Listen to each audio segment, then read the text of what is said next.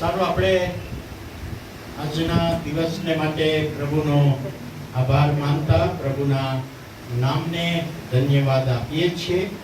અને આજે આ અઠવાડિયાની શનિવારની રાત્રિની સંગત, પશ્ચિમી અઠવાડિયાની મિટિંગો જે આપણે સોમવારથી આજ સુધી મળી શક્યા, અને આજે છેલ્લી સંગત, કાલે સવારે ભક્તિ સભામાં મળીશું. ત્યાર પછી જે આગળની વ્યવસ્થા છે એ પ્રમાણે આગળ વધીશું, પરંતુ પ્રભુનો ખૂબ આભાર માનીએ. એક વખતે મારી ગાડીનું ટાયર બદલવાનું હતું અને કાલુપુર વિસ્તારમાં ટાયર લેવાને માટે હું ગયો અને દુકાનમાં જ્યારે પ્રવેશ કર્યો ત્યારે એક ભાઈ સાઈડની આજુબાજુના,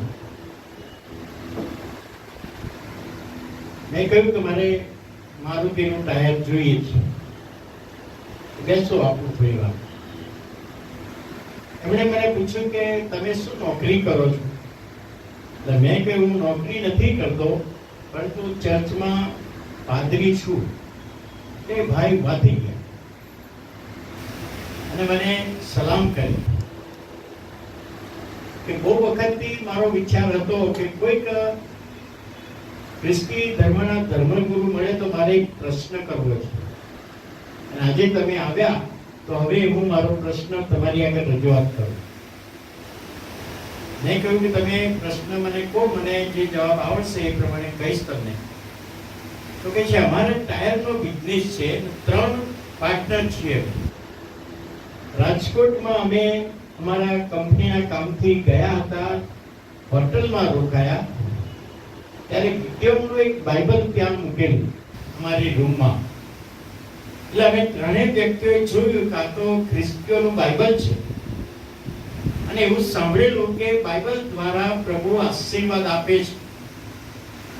એટલે સવારે જ્યારે અમે ત્યાંથી ચેકઆઉટ કર્યું ત્યારે પેલા માણસને પૂછ્યું, માલિકને, કે ભાઈ આ બાઇબલ અમારે લઈ જવું છે. તો કે લઈ જાઓ તમે, અમે બીજું મૂકીશું. અને કોઈ પણ ચાર્જ વિના બાઇબલ અમે લાવ્યા. હવે ઘરે આવ્યા પછી 3 અમે પાર્ટનર ભેગા મળ્યા અને નક્કી કર્યું કે એક મહિનો દરેકના ઘરે બાઇબલ રાખવા. તો 2 મિત્રો એવું કે, મારા સિવાય બીજા 2 મિત્રો, કે આ બાઇબલને ઘરમાં રાખવાથી પ્રભુ આશીર્વાદ આપશે. અને મેં કહ્યું, પેલા ભાઈ કહે છે કે બાઇબલને રાખવાથી આશીર્વાદ ના મળે. તો સાહેબ, હું સાચો છું કે ખોટો છું? મેં કહ્યું તમે 100% સાચા છો. બાઇબલને ઘરમાં રાખી મૂકવાથી પ્રભુ આશીર્વાદ આપતો નથી, પરંતુ એ બાઇબલને વાંચવાથી, એ બાઇબલના વચનો પાળવાથી પ્રભુ આશીર્વાદ આપે છે. તો પછી હવે મારા 2 મિત્રોને હું કહીશ, ચર્ચના એક ધર્મગુરુ મળ્યા ને એમણે મને કહ્યું અને હું સાચો છું. 1 મહિનો જાય, પેલા ત્યાં જાય, પેલા ત્યાં 3 મહિના, અને પછી 4થા મહિને પેલા ત્યાં જાય. એ રીતે અમે બાઇબલ રાખીએ છીએ. તો ઘરમાં બાઇબલ રાખવાથી આશીર્વાદો મળતા નથી. ઘણી વખતે હું દવાખાને કોઈ સભ્ય બીમાર હોય ને જાઉં છું, ત્યારે એમના ઓશિકા આગળ બાઇબલ પડી હોય, વાંચે તો નહીં જ, પણ મૂકી રાખ્યું. સાચા પણ પ્રભુ આપે છે, બાઇબલ આપણી સાથે હોય તો એ ખોટી બધી માન્યતા. તો તમે દવાખાનાની જરૂર જ ક્યાં છે? બીમાર થયેલા બાઇબલ લાઈન ના મૂકે તો બિછાના આગળ સાજા થઈ જાય? ના, એવું નથી. એ પ્રભુ પર વિશ્વાસ કરો તો સાજા પણ આપે ને આશીર્વાદ આપે. અને આજે આપણે સોમવારથી રવિવાર સવારથી પ્રભુના વચનો જોઈએ છીએ, અને એ વચનો દ્વારા પ્રભુ આપણી સાથે વ્યવહાર કરે છે. એ વચનો દ્વારા પ્રભુ આપણી સાથે બોલે છે. અને એ વચનોને ઘરમાં રાખવામાં જ નહીં. દાઉદ રાજાએ કહ્યું, હું તારી વિરુદ્ધ પાપ ન કરું માટે મેં તારું વચન મારા ટેબલમાં રાખી મૂક્યું છે. એવું કહ્યું, હૃદયમાં રાખી મૂક્યું છે. એટલે પ્રભુનું વચન આપણા હૃદયને માટે છે, આપણા જીવનને માટે. ને એનો આશીર્વાદ પ્રભુ આજે પણ આપણને આપવાના છે. તો આવો આપણે પ્રાર્થના કરીએ. વાલા પ્રભુ, અમે તમારો આભાર માનીએ છીએ તમારા પવિત્ર નામને ધન્યવાદ આપીએ છીએ. આજે શનિવારની શાંતિ પળોમાં તમારી સંગત કરવાને માટે, તમારા વચનો શીખવાને માટે, તમારો મહિમા પ્રગટ કરવાને માટે અમે તમારા ઘરમાં એકઠા મળ્યા છીએ. અમારું એકઠું મળવું તમે સર્વ રીતે આશીર્વાદિત કરો. આજે જે વચન આવે પ્રભુ દરેક વ્યક્તિને માટે અને મારા માટે હોય, અને વચન દ્વારા તમારો મહિમા પ્રગટ થાય અને વચન દ્વારા તમારો આશીર્વાદ પ્રાપ્ત કરીએ એવી અમે વિનંતી અને પ્રાર્થના તમારી આગળ લાવીએ છીએ. તમારા હાથોમાં સોંપાઈએ છીએ. ઈસુ પ્રભુના નામે સાંભળો, માન્ય કરો. આમેન. શૈતાનને ના પાડતા શીખો. પ્રભુનું વચન. અમેરિકામાં 1913માં જન્મેલી દીકરી રોઝી પાર્ક, જે અશ્વેત, કાળી, બ્લેક, અને અમેરિકામાં કાળા ગોરાનો ભેદ, જેમ ભારતમાં ઉચ્ચ વર્ણ નીચે વર્ણ અસ્પૃશ્યતાનો ભેદભાવ, એ રીતે ત્યાં કાળા ગોરાનો ભેદભાવ. આ દીકરી નાની સન્ડે સ્કૂલમાં જાય તો ગોરા બાળકો એની સાથે બેસે નહીં, વાત ના કરે, રમે નહીં. ધીમે ધીમે આ દીકરી મોટી થઈ અને કાળા ગોરાનો જે વિચાર એને આવ્યો કે આ કાયદો મારે દૂર કરવો છે. 4 ફેબ્રુઆરી 1913માં જન્મેલી અને 1 ડિસેમ્બર 1955 એટલે 42 વર્ષની વયે આ છોકરી બસમાં મુસાફરી કરતી હતી. 42 વર્ષની ઉંમર. બસમાં પણ એ જ નિયમ, આગળ ગોરા લોકો બેસે અને પાછળ કાળા લોકો બેસે, અને પાછળ બેઠેલી વ્યક્તિ કાળી વ્યક્તિ છે. જો કોઈ ગોરા વ્યક્તિ આવે તો ઊભા થઈને એને જગ્યા આપવાની. એ ત્યાંનો કાયદો હતો, નિયમ હતો. અને આ રોઝી પાર્ક પાછળ બેઠી હતી, બ્લેક છે એટલા માટે. કોઈ ગોરી બહેન આવીને કહ્યું કે ઉઠો ને મને જગ્યા આપો, ત્યારે રોઝી પાર્કે ના પાડી, હું ઊભી થવાની નથી. ડ્રાઈવરને બોલાવ્યા, બસ ઊભી રાખી. આપણા કાયદા પ્રમાણે મને જગ્યા આપવી જોઈએ, આ બ્લેક છોકરી મને જગ્યા નથી આપતી. છોકરી ના પાડી, હું મારી જગ્યા નહીં છોડું. ડ્રાઈવરે પોલીસ બોલાવી, આ છોકરીની ધરપકડ કરાવી, દંડ કર્યો અને એ રીતે એને શિક્ષા કરવામાં આવી. પણ એને ના પાડવાને કારણે થયું શું? જે બસની મુસાફરી કરનારા વ્યક્તિઓ, એમાં બ્લેક વ્યક્તિઓએ બહિષ્કાર કર્યો કે અમે કદી બસમાં નહીં બેસીએ. 381 દિવસ, 1 વર્ષ ને 16 દિવસ આખી હડતાલ ચાલી. માર્ટિન લુથર તે વખતે જુવાનને આગેવાની આપતા હતા. એમણે આ દીકરીને સહકાર આપ્યો. માર્ટિન લુથર પોતે પણ બ્લેક હતા. અને રોઝા પાર્ક કોઈ જાહેર પ્રવચન કરતી નથી કે સંદેશો આપતી નથી, પણ એના ના કહેવાના કારણે અમેરિકામાં ગોરા કાળાનો ભેદનો કાયદો દૂર થયો. અત્યારે બધા સરખું સમાન જીવી શકે. એક વ્યક્તિ જ્યારે ના પાડે છે, જ્યાં ના પાડવાની જરૂર છે ત્યાં ના જ પાડે છે, તો એનું પરિણામ બહુ મોટું આવે છે. અને ખ્રિસ્તી તારણ પામેલી વ્યક્તિ જે પ્રભુ ઈસુને ઓળખે છે, એને પણ શૈતાનને ના પાડવાની જરૂર છે. જે પ્રભુને ઓળખતા નથી એનો કોઈ પ્રશ્ન નથી. મેડિકલ સ્ટોરનો માલિક એ નામધારી ખ્રિસ્તી, અને એના હાથ નીચે જે કામ કરનારો છોકરો એ બિલીવર, વિશ્વાસી. એટલે જ્યારે નવરા પડે ત્યારે આ વિશ્વાસી છોકરો પેલા મોટા માણસને, એના માલિકને કહે કે પ્રભુનો હું આભાર માનું છું કે ઘણી બધી વખતે શૈતાન મારી પાસે આવે છે, પણ હું પ્રાર્થના કરું છું અને શૈતાન દૂર થાય છે. પેલો માલિક નામધારી ખ્રિસ્તી, શૈતાન તમારી પાસે કેમ આવે છે? કેમ મારી પાસે નથી આવતો? કેમ તારી પાસે જ આવે છે?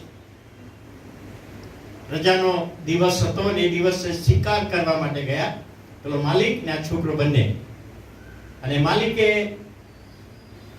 એક સસલાને ગોળી મારી, બીજી મારી, બે, એક મરી ગયું અને એક તરફડતું હતું, જીવતું હતું. એટલે માલિકે પેલા છોકરાને કહે પેલું મરી ગયું છે ને એને અડીશ ને પેલાને જા પકડ. તો પકડીને તો લાવ્યો, પણ છોકરાએ કહ્યું કે સાહેબ તમે કહો છો ને કે શેતાન મારી પાસે કેમ નથી આવતું, તારી પાસે, મને તમે પેલા મરેલા પાસે કેમ ના મોકલ્યો? તો કે એ તો આપણું જ છે ને, મરી ગયું હાથમાં આવી ગયું, જીવતું છે એને પકડ. તો શેતાન જીવતાઓને પકડે છે.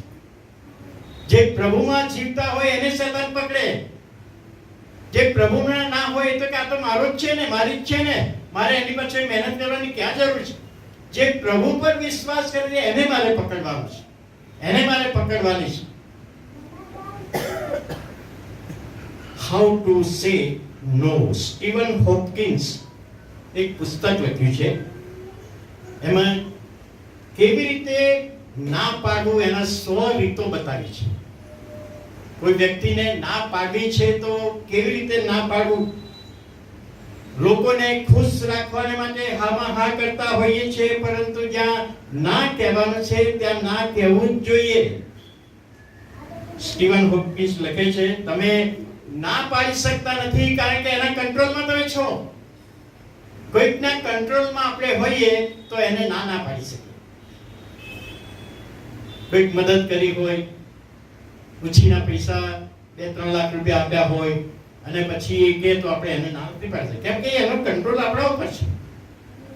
તો શેતાનનો કંટ્રોલ આપણા ઉપર હોય તો શેતાનને ના નથી પાડી શકતા. પેલા એક દાદા, એમના છોકરાના 2 બાળકો, ઉપરનું ઘર ને નીચે બાગ ને બગીચો, અને સવારે રમતા રમતા પેલા છોકરાથી પથ્થર વાગ્યો મરઘીના બચ્ચાને. કોઈ જોતું નથી, 2 ભાઈ બહેન જ જાણે છે. અને મરઘીનું બચ્ચું દાબી દીધું, નાનું બચ્ચું, કોઈને ખબર નથી. દાદાનું બહુ પ્રિય હતું આ. એની બેન જોઈ ગઈ, ત્યાં દાદાનું બચ્ચું મારી નાખ્યું, મને ખબર છે. બપોરનો સમય થયો, ચાનો સમય. દાદા કે છે ચા પીવી છે. દીકરીને કે છે દીકરી આપણા ત્રણેયના કપ તારે ધોઈ નાખવાના. કે દાદા હું ધોઈ નાખીશ. દાદા અંદર ગયા ને ભાઈને કે છે કપ ધોઈ નાખ. તો કે હું નહીં ધોઉં, હું પેલું કહી દઈશ, હું જાણું છું, દાદાને કહી દઈશ. એટલે પેલાની ઉપર કંટ્રોલ હતો એની બેનનો, અને ધોઈ નાખ્યા. બીજા દિવસે આવું બન્યું, ત્રીજા દિવસે, અને ચોથા દિવસે બેન કે છે ભાઈ કપ રકાબી ધોઈ નાખ. તો કે નહીં દઉં, કે દાદાને કહી દે, ચા કેવું કહી દે. તો એને શું કર્યું, 3 દિવસ પછી દાદાની પાસે ગયો. દાદા તમારા પગ દબાવી આપો. દબાવી આપો બેટા. પેલું બચ્ચું છે ને તમારું, એ મારથી મરી ગયું. હું રમતો હતો ને મારો પથ્થર વાગ્યો ને મરી ગયો. મેં ફલાણ જગ્યાએ દાટી દીધું. દાદા કે છે ઉપરથી હું જોઈ રહ્યો, મને ખબર છે, પણ મને એમ કે ક્યારે મારો પૌત્ર આવીને કબૂલ કરે છે, જ્યાં તને માફ કર્યું. પછી પેલી બહેન કે છે ધોઈ નાખતો. ધોઈ હવે નહીં દઉં, કારણ કે મેં કબૂલ કરી લીધું છે, હવે તારો કંટ્રોલ ગયો મારા પરથી. તો શેતાનનો કંટ્રોલ આપણા ઉપર હોય છે. શેતાન એનો કંટ્રોલ રાખવા માંગે છે, પણ પ્રભુને આપણે સમર્પિત થઈને કબૂલ કરી દઈએ છીએ તો પ્રભુ આપણને માફી આપે છે અને શેતાનનું આપણી આગળ ચાલતું નથી. અને બાઇબલમાં એવા 3 પાત્રો છે કે જેમણે ના પાડી. ના પાડવાની જગ્યાએ એમણે ના પાડી. ઉત્પત્તિનું પુસ્તક 39મો અધ્યાય 9મી અને 10મી કલમ કાઢો. ઉત્પત્તિનું પુસ્તક 39મો અધ્યાય 9મી અને 10મી કલમ. ત્યાં લખ્યું છે આ ઘરમાં, વિશ્વ કહે છે, આ ઘરમાં મારા કરતા કોઈ મોટો નથી, અને તેણે તારા વિના બીજું કાંઈ જ મારાથી પાછું રાખ્યું નથી, કેમ કે તું તેની સ્ત્રી છે. માટે એવું મોટું કુકર્મ કરીને હું દેવનો અપરાધી કેમ થાઉં? અને 10મી કલમ એમ થયું કે યુસુફને રોજ રોજ એમ કહેતી હતી, પણ તેણે તેની સાથે સુવા વિશે માન્યું નહીં, ના પાડી. 17 વર્ષનો યુસુફ, દેખાવડો યુસુફ, યાકૂબના 12 દીકરા. અને જ્યારે કોઈ ફંક્શન હતું ત્યારે યાકૂબે યુસુફના માટે રંગીન જબ્બો સીવાડ્યો, બધાના ભાઈઓના દીકરા એને પહેરાવ્યો. હવે યહૂદી કલ્ચર પ્રમાણે કે બાપને 3-4 દીકરા હોય એમાંનો જો આવા પ્રકારનો જબ્બો પહેરાવે, એનો મીનિંગ કે તમારા બધા કરતા હું આના પર વધારે પ્રેમ કરું છું અને મારી સંપત્તિનો તમારા કરતા બમણો હિસ્સો એને મળશે. આ કલ્ચર હતું. માટે ભાઈઓએ ઈર્ષા કરી, આપણે મોટા છીએ, આટલું બધું કામ કરે છે, આપણા પર આટલો પ્રેમ નહીં, અને આ નાનો છે એના પર ઈર્ષા ને દેખાડ કરવા લાગ્યા. અને ભાઈનું જમવાનું લઈને યુસુફ જાય છે અને જોવે છે કે જો આ યુસુફ સ્વપ્નપતિ યુસુફ, આજે તો મારી નાખીએ એને. ને પેલા ભાઈઓએ નક્કી કર્યું કે મારી નાખીએ, અને રૂબેને કહ્યું કે મારી નાખવો નથી, આ ખાડામાં નાખી દો. ખાડામાં નાખે ત્યારે મિસ્ત્રીઓ ત્યાંથી આવ્યા અને એને બહાર કાઢ્યો અને 20 સિક્કામાં એને વેચી દીધો ભાઈઓએ. અને ભાઈઓએ એક જાનવર મારીને એનો જે રંગીન જબ્બો હતો એનો લોહી વાળો કરીને બાપને દેખાડ્યો. કોઈ કે મારી ખાધો, અમને ખબર નથી. આ યુસુફને પોટીફારના ઘરમાં ગુલામ તરીકે કામ કરવા માટે, ઘરનું કામ કરવામાં નોકર તરીકે, અને એ સમયે એણે એ કામ કર્યું. ઘણી બધી વખતે આજકાલના સમયમાં આપણા દીકરા દીકરીઓ થાય કે મને તો સારી નોકરી મળે તો જ કરવાની. મુસાએ પણ શું કર્યું, એના સસરાના ઘેટા જ છે ને, પછી આગળ આવ્યો. જ્યારે હું ડીસુ તરીકે હતો અને એક કુટુંબની મુલાકાતે ગયો, ભક્તિ સભા પછી પેન્ટિકોસ્ટલ પાળક સાહેબે મને ચા માટે બોલાવ્યો. અને એના ત્યાં, એ સાહેબના ત્યાં હું ચા માટે ગયો ત્યારે એક જુવાન છોકરી પોતું માટે કચરો સાફ કરે, વાસણ ઘસાય. પ્રાર્થના કરવાનો સમય થયો ત્યારે એ છોકરી પ્રાર્થનામાં બેઠી. અને આમેન થયા પછી કહ્યું, સાહેબ હું પણ મેથોડિસ્ટ છોકરી છું, 12મું ધોરણ પાસ કર્યું છે, 65% હું પાસ થઈ છું, પણ આગળ કોઈ વ્યવસ્થા નહોતી, માટે આ કામ કરું છું, લોકોના ઘરના કામ કરું છું. મારા પપ્પાને ટીવી થઈ ગયું. ત્યાર પછી બપોરના સમયે એનું ઘર શોધી કાઢીને પારક સાહેબને કહ્યું આપણે એના ઘરે જઈએ. એના બાપ તો ટીવી થયેલા ખાટલામાં પડેલા, મમ્મી એકલા જ. અને તે વખતે મને થયું કે આ છોકરી આટલી સુંદર દેખાવડી છે, સારું 65% 12 ધોરણ પાસ થઈ છે, આગળ કોઈ વ્યવસ્થા નથી, માટે આ ઘરના કામ કરે છે. એને શરમ ના અનુભવી. ત્યાં એના ઘરમાં બેસીને ટેકનિકલના ડાયરેક્ટરને ફોન કર્યો અને એમણે કહ્યું સાહેબ લઈને આવો, એની ફી માફ કરીશું અને એને એડમિટ કરી દઈએ, એડમિશન આપીએ. અને 2-3 દિવસ પછી છોકરીને એમટીઆઈમાં મૂકી, સેક્રેટરીયલ પ્રેક્ટિસનો કોર્સ કરાવ્યો, ઓએમમાં ગઈ, લગ્ન થઈ ગયા. અને છેલ્લે 1 મહિના પહેલા મેં તપાસ કરી કે આ છોકરી ક્યાં છે, તો સાહેબ લગ્ન કરીને પરદેશમાં ગઈ. નાનું કામ કરનારી પણ પ્રભુ પ્રત્યે વિશ્વાસુ અને પ્રાર્થનાવાદી હતી છોકરી. યુસુફના જીવનમાં એક બન્યું કે યુસુફ કહે છે યહોવા એની સાથે, અને યુસુફ યહોવાની સાથે. પણ યુસુફના જીવનમાં પરીક્ષણ આવ્યું. હવે પરીક્ષા અને પરીક્ષણ બે અલગ અલગ છે. યાકૂબનો પત્ર કાઢો, 1લો અધ્યાય 12મી 13મી કલમ 226 નંબરનું પાન. 226 નંબરનું પાન. કોઈક વાંચો 12મી 13મી કલમ. જે માણસ પરીક્ષણમાં પાર ઉતરે છે તેને ધન્ય છે, કેમ કે પાર ઉતર્યા પછી જીવનનો જે મુગટ પ્રભુએ પોતાના પર પ્રેમ રાખનારાને આપવાને કબૂલ કર્યું છે તે તેને મળશે. કોઈનું પરીક્ષણ થયું હોય તો દેવે મારું પરીક્ષણ કર્યું છે એમ તેણે ન કહેવું, કેમ કે દુષ્ટતાથી દેવનું પરીક્ષણ થતું નથી અને તે કોઈને પરીક્ષણમાં નાખતા પણ નથી. પ્રભુ પરીક્ષા કરે છે, પરીક્ષણ નહીં. પરીક્ષા કરે. ઇબ્રાહીમની પરીક્ષા કરી અને ઇબ્રાહીમને માટે લખવામાં આવ્યું છે કે ઇબ્રાહીમ, દેવે ઇબ્રાહીમની પરીક્ષા કરી, તારા એકના એક દીકરાને તું બલિદાન આપ. એ પરીક્ષણ નતું, એ પરીક્ષા. એને વિશ્વાસની કસોટીમાં પાસ થયો. આગળ લખ્યું કે તું દેવથી બીવે છે. જ્યારે યુસુફના જીવનમાં પરીક્ષણ આવ્યું, શૈતાન લાવ્યો છે એ બાબત. પરીક્ષા ઈશ્વર તરફથી ને પરીક્ષણ એ શૈતાન તરફથી. પોટીફરની પત્નીએ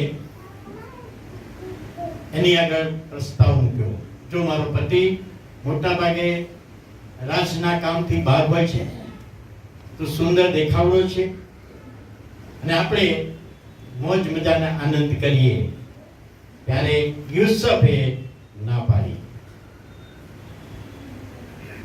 આખા રાજમાં મને તારા સિવાય બીજું બધું જ સોંપ્યું છે, કારણ કે તું તેની પત્ની છે, અને શા માટે હું દેવનો અન્યાય કરું, ગુનેગાર થઉં? હું ના પાડું છું. ત્યાં લખ્યું છે રોજ રોજ. યોમ યોમ હિબ્રુ ભાષામાં યોમ એટલે દિવસો દિવસો, એક બે દિવસ નહીં, દિવસો દિવસો સુધી એ સ્ત્રીએ એને પરીક્ષણમાં નાખ્યો અને કે તું મારી સાથે આવો આનંદ કર. યુસુફે કહ્યું કે ના પાડવાની જગ્યાએ એને ના પાડી. નિર્ણય પહેલી વખત કરવાનો હતો અને પહેલી વખત ના પાડી, ત્યાર પછી જેટલી વખત પેલી સ્ત્રી બોલાવ્યો એને, ત્યારે એ સંબંધમાં તૈયાર થયો નહીં. આવું પાપ હું કરી શકું નહીં. રોમનનો પત્ર 6 અધ્યાય ને 12મી 13મી કલમ. રોમનનો પત્ર 6 અધ્યાય 12મી 13મી કલમ. તમે પાપની દુર્વાસનાઓને આધીન ના થાવ, એ માટે તમે તેને તમારા મર્ત્ય શરીરમાં રાજ કરવાના દો. શૈતાનને આપણા શરીરમાં રાજ કરવાના દઈએ, કારણ કે તમારા અવયવોને અન્યાયના હથિયાર થવા સારું પાપને સોંપશો નહીં, પણ મુએલમાંથી સજીવન થયેલા પ્રભુ ઈસુને તમારું શરીર સોંપો. આપણા શરીર દ્વારા શૈતાન એનું કાર્ય કરવા માંગે છે, પરીક્ષણમાં નાખવા માંગે છે. પણ જુવાન 17 વર્ષનો જુવાન યુસુફે ના પાડી, હું એ કાર્ય કરી શકતો નથી, કારણ કે હું યહોવાનો છું, યહોવા મારી સાથે, હું એની સાથે. શરીર પ્રભુને સોંપો, શરીરના અવયવો પ્રભુને સોંપો. 12મો અધ્યાય તો એ જ કહે છે, તમે તમારા શરીરનું જીવતું પવિત્ર દેવને પસંદ પડે એવું અર્પણ કરો, એ બુદ્ધિપૂર્વકની સેવા છે. એક ભાઈએ મને સાક્ષી આપી, અમદાવાદથી વડોદરા એમનું નોકરી હતી, એટલે અમદાવાદથી વડોદરા અપડાઉન કરે અને ગાડીમાં અપડાઉન કરનારનો ડબ્બો જુદો જુદો, બધા સાથે બેસી જાય. એમના કમ્પાર્ટમેન્ટ જે 6-8 જણા બેસતા હતા, એમાંથી દરરોજ પત્તા રમે. વડોદરાની અમદાવાદથી ગાડી ઉપડે એટલે વડોદરા આવી ત્યારે પત્તા રમ્યા કરે. અને આપણો આ ભાઈ કે છે હું બાજુ બેસી રહ્યો. એક દિવસે કોઈ આવ્યા નતા, 2 જણ હતા, હું હતો.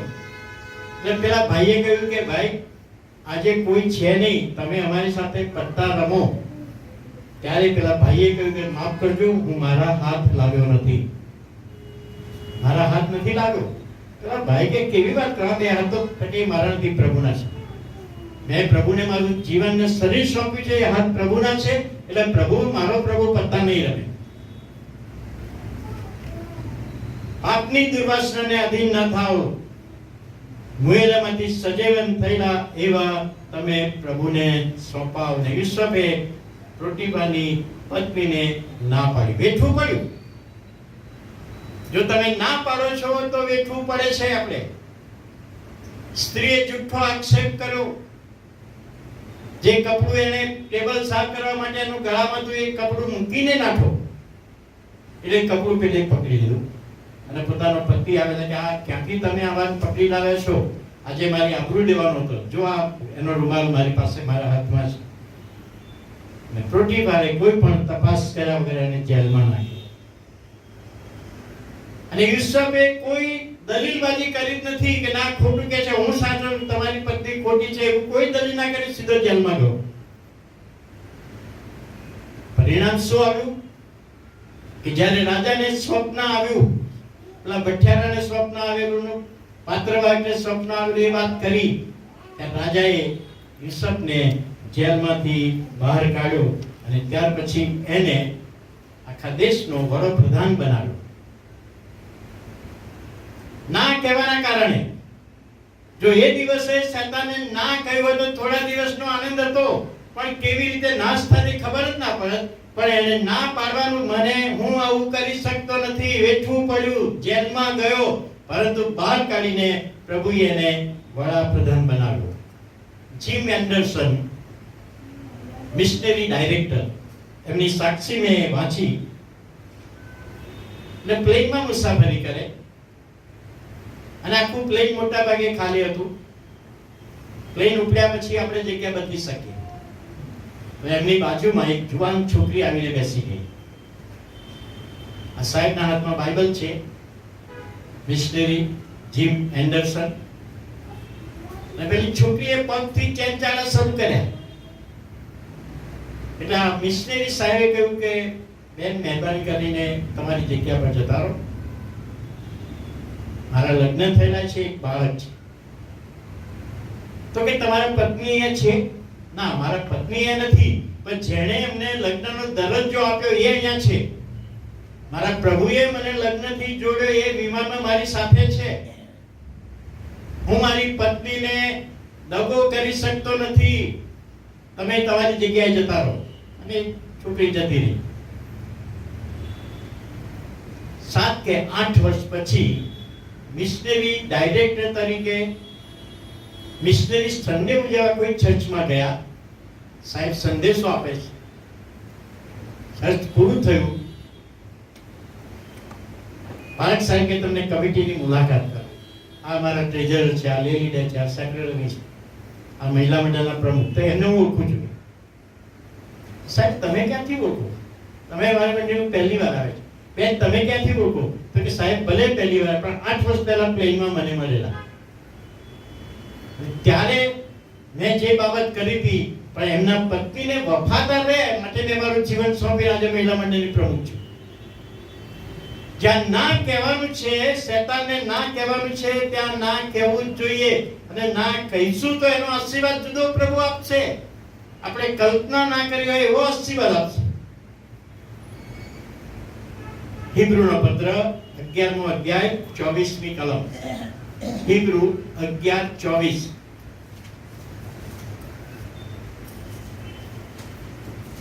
વિશ્વાસથી મૂસાએ મોટો થયા પછી હારૂનની દીકરીનો પુત્ર ગણાવવાની ના પાડી. પાપનું ક્ષણિક સુખ ભોગવવા કરતા દેવના લોકોની સાથે દુઃખ ભોગવવાનું તેણે વધુ પસંદ. મૂસાના જીવન સંબંધી આપણે જાણીએ છીએ. મિસ્રમાં રાજાએ ઠરાવ કર્યો કે હિબ્રુઓની સંખ્યા વધતી જાય છે અને ભવિષ્યમાં સંખ્યા વધી જશે તો રાજાને તકલીફ થશે અને બીજો રાજા એમની સાથે આવી જશે, મળી જશે તો મારી ગાદી જશે. એટલે ઇસ્રાયેલના છોકરાઓ, હિબ્રુ છોકરાઓ જન્મે ત્યારે દાયાણોને કહ્યું કે છોકરો જન્મે તો એને નદીમાં નાખી દેવાનો, પાણીમાં, અને છોકરી જન્મે તો જીવતી રાખવાની. આપણા છોકરાઓ લગ્ન કરશે એની જોડે. પરંતુ પ્રભુની ઈચ્છા અને પ્રભુની યોજનામાં મૂસાનો બચાવ થયો એ તમે જાણો છો. મૂસા 120 વર્ષ જીવ્યો. પહેલા 40 વર્ષ, 1 થી 40 વર્ષ નદીના પાણીમાંથી મૂક્યો ત્યારે 3 કે 4 મહિનાનો હતો.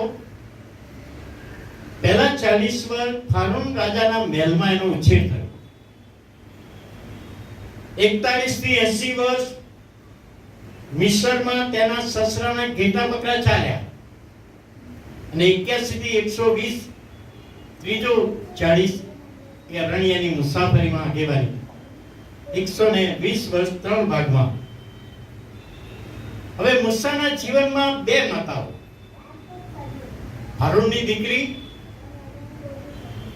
આ બાળકને લઈ ગઈ અને મૂસાની મોટી બેન મરિયમે જોઈને પછી કહ્યું કે આ એક બેન લાવું અને દૂધ પીવડાવવા માટે. અને ફારૂનની દીકરી કહે, હા લાવ તો સારું, હું પગાર આપીશ. એટલે સગીમાં યોખેબેદ એને જ રોકી અને દૂધ પીવડાવવાનો સમય થાય ત્યારે એના ઘરમાં લાવે. દૂધ પીવડાય પછી કલાક 2 કલાક પછી મહેલમાં મૂકી આવવાનું. સગીમાં અને અપરમાં. અને ઘણી બધી વખતે કોઈકના જીવનમાં આવા અનુભવો પોઝિટિવ હોય કે નેગેટિવ હોય, સગીમાં અને અપરમાં. એક ભાઈને એમના દીકરાનો જન્મ થયો અને બેન મરી ગયા. હવે ઉંમર નાની હતી એટલે એમણે બીજા લગ્ન કર્યા. 7 વર્ષનો એમનો દીકરો. 3-4 મહિના પછી પેલા પપ્પાએ દીકરાને પૂછ્યું કે દીકરા, તારી સગીમાં જે મરણ પામી અને આ બીજી મામાં તફાવત શું છે? કે પપ્પા, બહુ મોટો તફાવત છે. સગીમાં જૂઠું બોલતી હતી અને આ બીજી માં છે ને સાચું બોલે છે. એટલે બાપ કહે છે કે આ કેવું? સગીમાં જૂઠું બોલતી હતી અને આ માં સાચું બોલે છે. તે કે કેવી રીતે જૂઠું ને સાચું? તો કે જ્યારે સગીમાં હતી ને જ્યારે હું તોફાન કરતો હતો ત્યારે મને કહે કે જો તોફાન કરીશ તો બપોરે જમવાનું નહીં આપું. આનું તો તોફાન ચાલુ જ રાખતો, પણ જમવાનો સમય થાય ગમે ત્યાંથી મને શોધી કાઢી અને જૂઠું બોલતી. અને નબીમાં એ કહે છે જો તોફાન કરીશ તો જમવાનું નહીં આપવું, તોફાન કરું તો ખરેખર બપોરે જમવાનું નથી જ આપતી. એટલે એ સાચું બોલે છે. આ ડિફરન્સ છે. મૂસાના જીવનમાં 2 માતાઓની સંભાળ. નિર્ગમન 6:20 પ્રમાણે અમરામ અને યોખેબેદ એના મમ્મી પપ્પાનું નામ. યોખેબેદ સગી માતા જેણે મૂસાને જન્મ આપ્યો છે. વ્યવસ્થા પ્રમાણે દરરોજ મૂસાને લઈ જવાનો પોતાના ઘરે, દૂધ પીવડાવવાનું, થોડો સમય રાખવાનો, પછી મહેલમાં મૂકી આવવાનું. આવું ચાલ્યું. પણ શરૂઆતના સમયમાં આ યોખેબેદ એ જ્યારે એના ઘરમાં દૂધ પીવડાવવા માટે લાવે ત્યારે આદમને હવાની વાત કરી, કાઈનને હાબેલની વાત કરી, નૂહની વાત કરી, ઇસ્રાયેલી પ્રજાના 12 દીકરાઓની વાત કરી, યુસુફની વાત કરી. અને આ ઇસ્રાયેલી પ્રજા મિસ્ર દેશમાં આવી અને આ ફારૂન રાજા જે છોકરી તને એના ઘરે લઈ ગઈ છે, તારી બીજી માં છે, એના પપ્પાએ ઠરાવ કર્યો છે કે આપણા લોકોને હેરાન કરવાના, કોઈ પણ રીતે નાશ થાય, સતાવણી કરવાની. એટલે આપણા લોકોની સતાવણી એ કરે છે. એટલે સગીમાએ શિક્ષણ આપ્યું પ્રભુના વચનોનું. પ્રભુના વચનોનું એને શિક્ષણ આપવામાં આવ્યું અને એ શિક્ષણ લેતા લેતા મોટો થયો. આ બાજુ હારૂનની દીકરી એને સમજણ આપે છે, શિક્ષણ આપે છે, જો દીકરા, આ લોકો ઇસ્રાયેલી પ્રજા યહોવાને માનનારા, આપણે એમને નથી માનતા, એટલે તારે આ લોકોની સતાવણી કરવાની, કામ વધારે કરાવવાનું, પૈસા ઓછા આપવાના. મૂસા મનમાં વિચાર કરે છે કે મારી સગી માં મને આ શિક્ષણ આપે છે અને મારી કહેવાતી માં જેણે મને બચાવ્યો છે એ આવું શિક્ષણ આપે છે.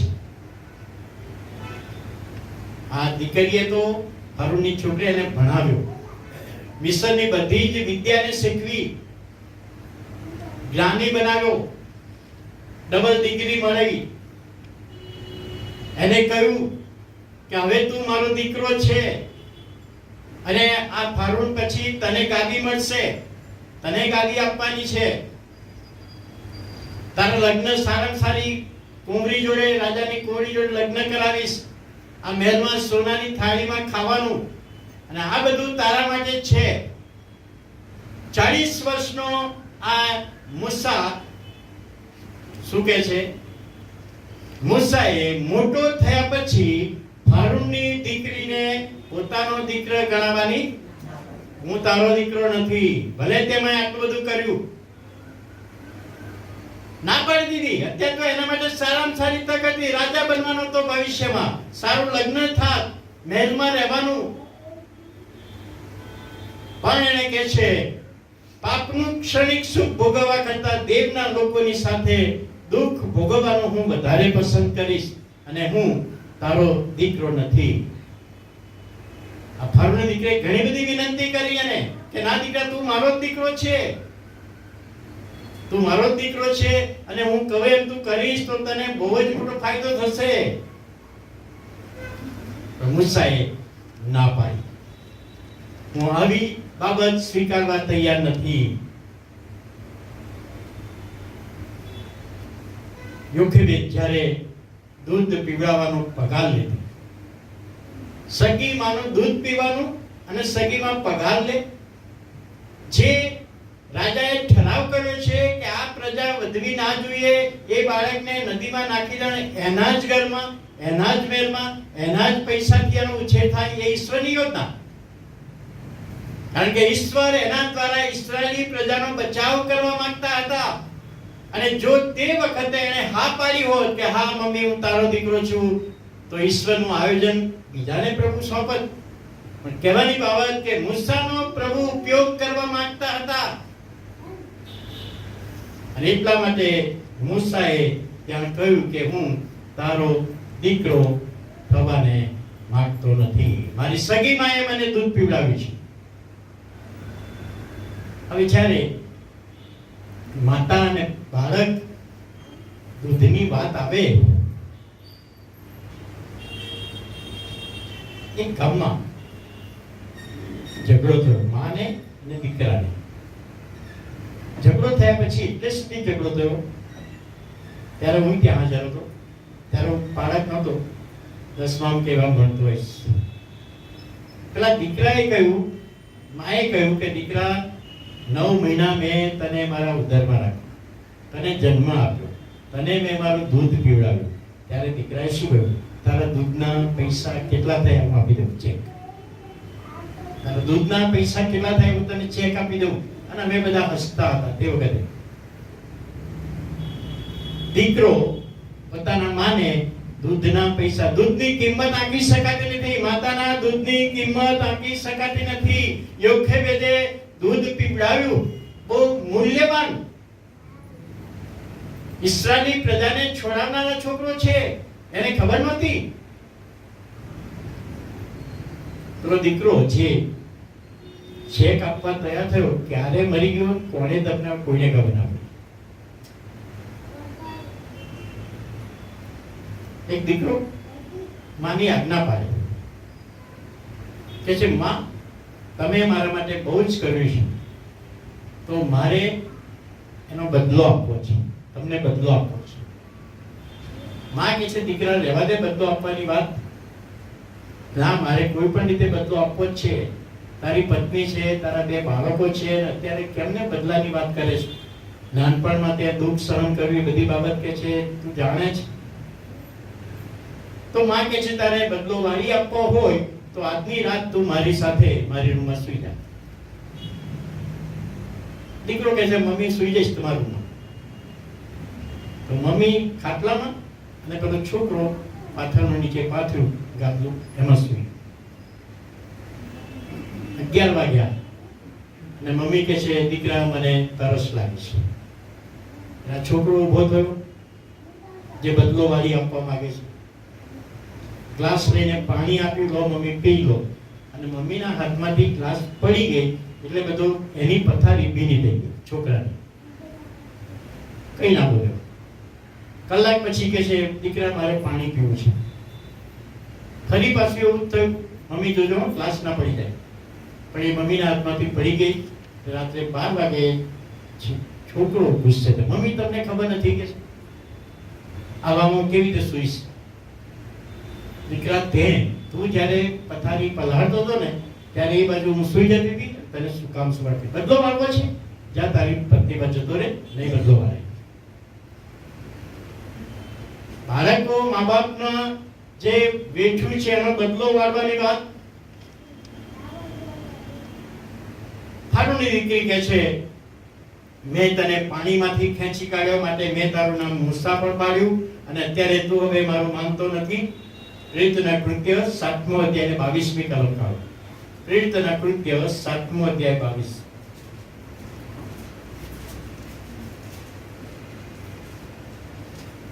મૂસાને મિસ્રીઓની સર્વ વિદ્યા શીખવવામાં આવી હતી. બોલવા ચાલવામાં બાહોશ તથા કામ કરવામાં પરાક્રમી હતો.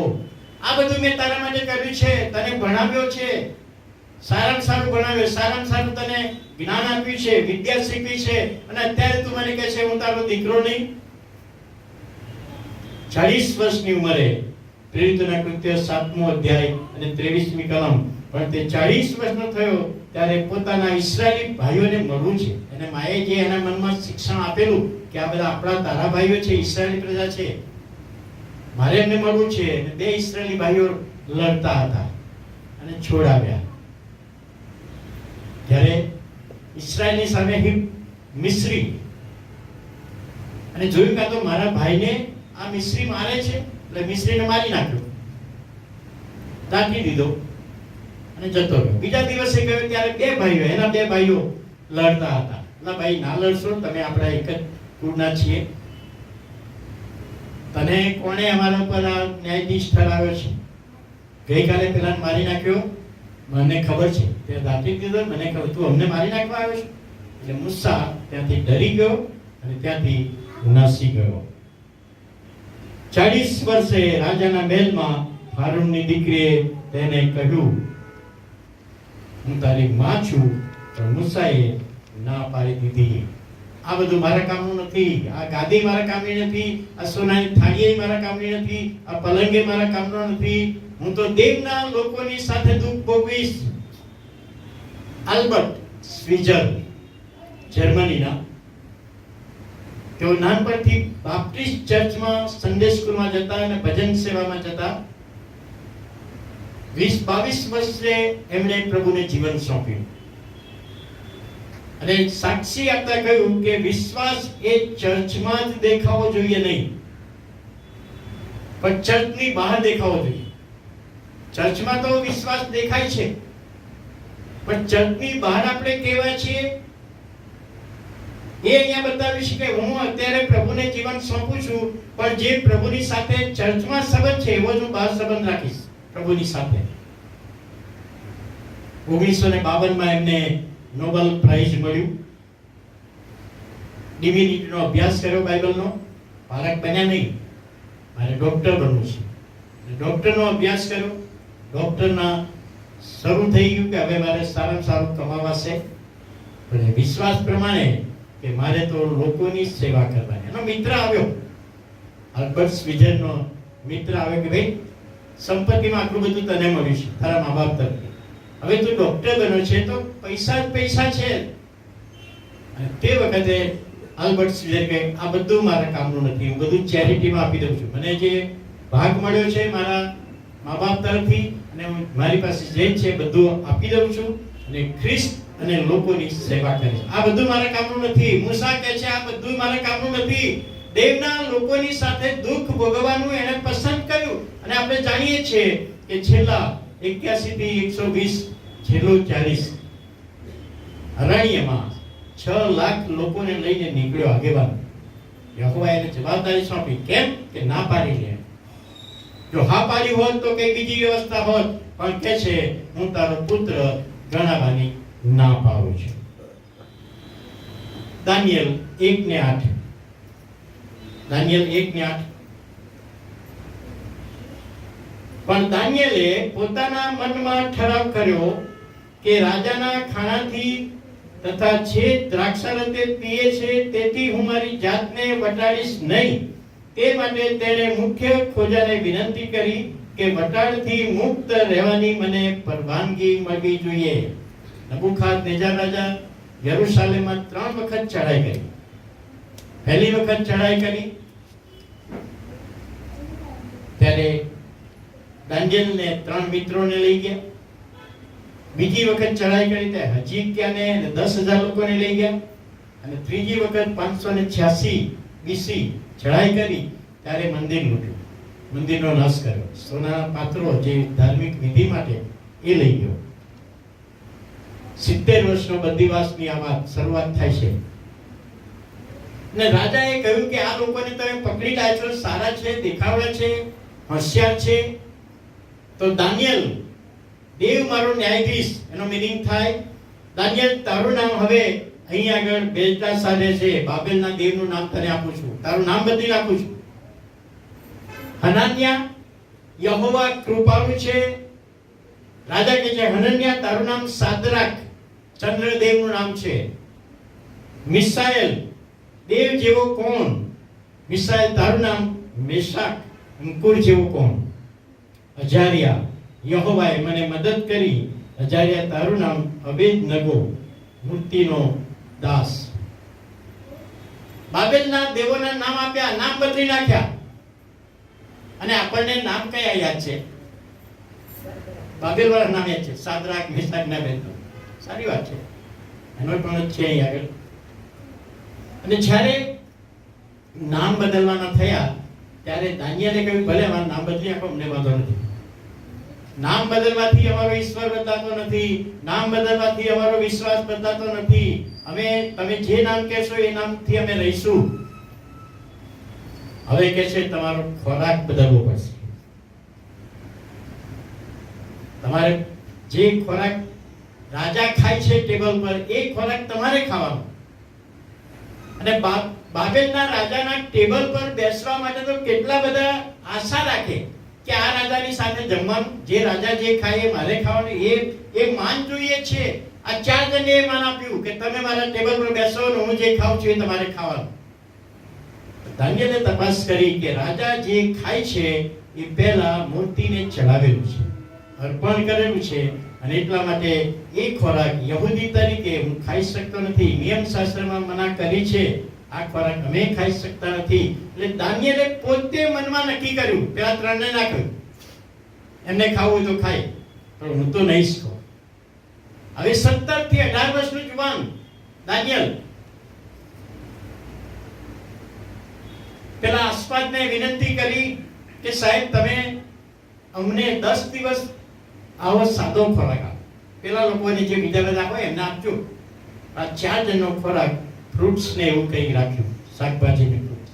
અને 10 દિવસની રાજાએ તપાસ કરી ત્યારે કે છે આ 10 જણ બહુ જુદા લાગે છે, બહુ પુષ્ટ લાગે છે, આકર્ષક લાગે છે.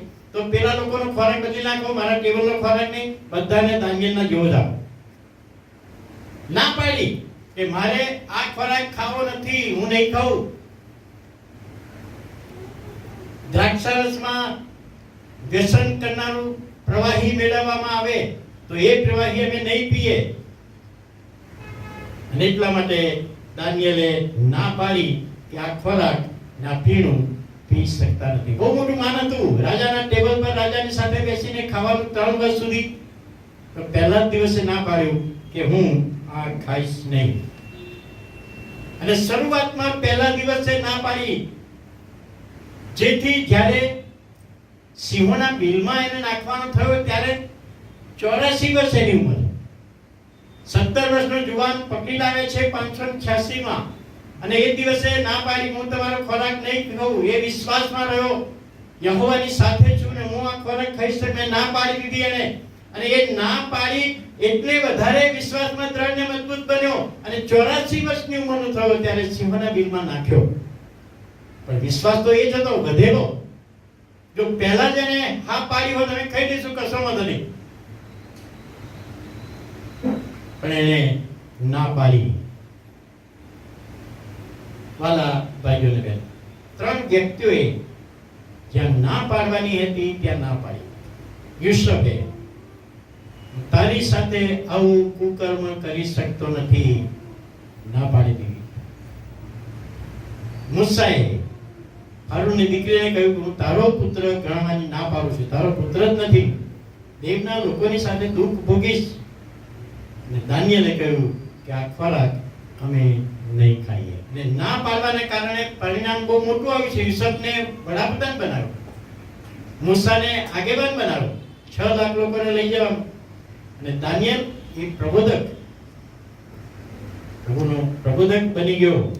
પણ ના પાડવા કર જો એને હા પાડી હોય 3 જણે તો કંઈક જુદી બાબત હોત, પરંતુ પ્રભુનું વચન કહે છે કે આપણે શેતાનને ના પાડવાની છે તો ના પાડીને રહીએ. શેતાન પરીક્ષણ લાવશે આપણા ઉપર. જેઓ પ્રભુને ઓળખે છે એમની પાસે શેતાન આવશે, જે પ્રભુને નથી ઓળખતા એમની પાસે શેતાન જશે નહીં. આ તો મારો જ છે, મારે ઈસુનો જે છે એને મારો કરવો છે. ઉનાળાનો સમય 1992, એક વડીલ ખરા તાપમાં મારે ઘરે આવ્યા. સાલોનમાં હતો, પાણી આપ્યું ઠંડુ, બેઠા. ત્યારે દાદા ક્યાંથી આવ્યા તમે? કે સાહેબ શહેરમાં ગયો તો એક મોટી લાંબી લાઈન. તો મેં પૂછ્યું કે આ લાઈન શેની છે? તો કે છે આજે આ મિલ માલિક છે એનો જન્મદિવસ છે અને જે જઈને એમને શુભેચ્છા પાઠવે બર્થડેની એને 100 રૂપિયા આપે. 1992માં 100 બહુ કહેવાય. 100 રૂપિયા આપે છે. એટલે સાહેબ હું ઊભો રહ્યો, લાઈનમાં ઊભો રહ્યો, તાપમાં તપ્યો. કલાક પછી નંબર આવ્યો અને જ્યારે શેઠિયાની આગળ ગયો, મિલ માલિકની આગળ, તો કે છે ફલાણા દેવની જય બોલો. એ દેવની જય ના બોલું, ઈસુની જય બોલું. તો કે ઈસુની જયથી 100 રૂપિયા નહીં મળે, જાઓ નીકળી જાઓ. સાહેબ હું નીકળી ગયો લાઈનમાંથી. આ ચાલતો ચાલતો તમારે ઘરે આવ્યો છે. મંડળી તરફથી મેં એમને 100 રૂપિયા આપ્યા, પણ ના પાડી એમણે. ના, અહીંયા તો કોઈ મને ઓળખતું નથી, કહેવાનું શું વાંધો છે, એમના દેવની જય બોલાવવાનું શું વાંધો છે? ના સાહેબ, હું જેટલા વર્ષ પહેલા મેં પ્રભુને જીવન સોંપ્યું છે, આ વૃદ્ધ થઈ ગયો, તો શા માટે હું પ્રભુને છેતરું? મેં ના પાડી કે ના, તમારા દેવનું નામ હું નહીં બોલું, જય નહીં બોલું. ઈશ્વરની જય કહેતા હોય તો 10 વખત બોલીશ. ના પાડી. જ્યારે એમની દફન ક્રિયા હતી ત્યારે એમની મંડળીમાં પહેલા હું રહેલો, એટલે હું ત્યાં ગયો. દફન ક્રિયામાં આ 2 શબ્દો મને કહ્યું કે એમનું જીવન આવું હતું. શેતાન ના પાડતા હિંમત કરો, ના પાડવાનું શીખો, કારણ કે પ્રભુનું વચન કહે છે હું તમારી સાથે છું. પ્રભુ આપણી સાથે છે, આપણી પાસે છે. એનો આશીર્વાદ પ્રભુ આપવાનો છે. અને આજે જ્યારે આ છેલ્લી મીટિંગ છે ત્યારે પ્રભુને પ્રાર્થના કરીએ છીએ કે આખા અઠવાડિયા દરમિયાન દરેક મીટિંગનો આશીર્વાદ પ્રભુ આપણા જીવનોમાં આપે. અને ના પાડવાની છે તો ના પાડીએ, પ્રભુનો મહિમા થાય એવું કરીએ. પ્રાર્થના કરીએ. વાલા પ્રભુ, અમે આભાર માનતા તમારા પવિત્ર નામને ધન્યવાદ આપીએ છીએ. યુસુફે ના પાડી, મૂસાએ ના પાડી, દાનિયેલે ના પાડી. એનું આત્મિક પરિણામ બહુ મોટું તમે એમના જીવન દ્વારા લાવ્યા. અને આજે પ્રભુ એ વચન તમે અમને આપ્યું, મને આપ્યું, સાંભળનારને આપ્યું કે અમારે શેતાનને જ્યાં ના પાડવાની છે ત્યાં અમે ના પાડી શકીએ. માટે હિંમત આપો, દોરવણી આપો, સહાય પૂરી પાડો. ઈસુ પ્રભુના નામમાં સાંભળો, માન્ય કરો. આમીન.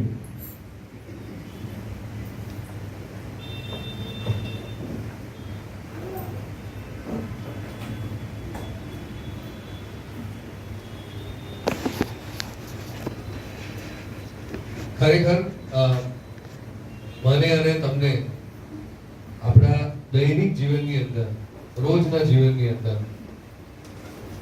વારંવાર એવા સમયોમાં, પરિસ્થિતિમાં જ્યારે શૈતાન આપણને ભરમાવવાની કોશિશ કરે છે ત્યારે આપણે એને રેઝિસ્ટ કરવાની ખૂબ જ જરૂર છે. અને જો આપણાથી કદાચ ભૂલ થઈ ગઈ તો પરમેશ્વર પિતા એટલા દયાળુ અને કૃપાળુ છે કે